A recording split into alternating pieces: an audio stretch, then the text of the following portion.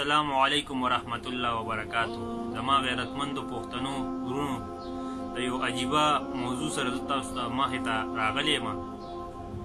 دا میاشت د رمضان او په دې میاشت کې الله پاک مسلمان ته د بخښنې موقع ورکړي دي.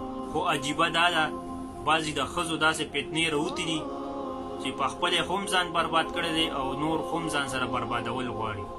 د هغې فتنو نه یوه فتنه چې د الیشہ په نامه یادېږي. دغه الیشہ چې د اسلام او د پښتو بدنامولو کوشش شروع کړی دی. تاسو نه څه پټ پناه خبره نه ده، په سوشل میډیا باندې ډېره مشهوره ده. هغې خو د بې حیایۍ حد کراس کړی دی. زه حیران په دې یم چې دوی په کور کې به دونه روړ او پلار څوک نه وي، که چېرې یي م هغې سترګې پټې کړي دي. یو بل پښتون ورته د خبره وکړي دوی نور هم په بې حیایۍ سر شي. زما د طرفه یو نصیحت دا دی چې زما پښتانه مه بدناموه. زه حیران په دې یم چې دا څنګه عجیبه مور ده چې خپل لور په خپله بې حیایۍ طرف ته راکاږي. داسې زما نورو پښتنو ورونو هم دې ته نصیحت کړی خو د الیشہ مور بل پیغام ورکړی. دا پیغام داسې دی چې د الیشہ مور وی چې زما لور ده او زموږ خپله خوښه ده او تاسو به ووینئ چې د راروان اختر کې به نور هم بې حیایي خورو.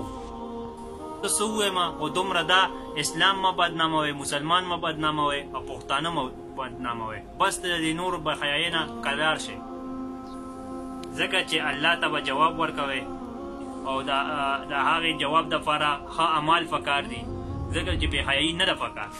خاص کر روژه ده. روژه کې تاسو وګورئ دې څونه بدنامي او څونه بدترین دغه شته او د دې هغه مور ده که څه ده وي موږ ستاسو د قصده وي دغه کوو چې پښتانه خو وي اوس وځي وي د اختر پر ورځ به موږ داسې ویډیوګانې کوو چې دا غونډ بدن چې کوم دی وي تار لکه دا غونډ بدن به ښکاري. لکه ټول تاسو هسې وګورئ دا چې دا الیشہ ده که څه بې غیرته ده. تاسو وګورئ هغې ډانسونه چې کوي دغه خبره نو ټول دا بدن دا ښکاري. تاسو خپله وګورئ لکه د اسلام نه بالکل خلاف چې کوم دی دغه لګیا دی او مسلمان اوس چې کوم دی شرموي په هر ځای باندې او دا ځان ته پښتانه وایي. دا څنګه پښتانه؟ زه خو دې ته پښتانه نه وایم. دا خو پته نه دی د انګریزانو د نسله ده، د انګریزانو نه هم بدتره ده. هغه انګریزان هم چې کوي هغې هم داسې کار نه کوي. دې چې څنګه کار شروع کړی دی غلط کار چې کېږي موږ به باقاعده چې کوم دی د هغې خلاف چې کوم دی باقاعده موږ داسې ویډیوګان او دغه به کوو چې هغې ته مخې ته ورسي او دا زما دا ویډیو تاسو ورسوئ. تاسو مهرباني وي چې هغې ته ورسي زما دا ویډیو هغې ته پته ولګي زما دا خبرې واوري او ملګرو سره شیر کړئ. لازمي ده وګورئ او دا زما دا ویډیو مخې کې ورسوئ چې دغې کنجرانو ته پته ولګي.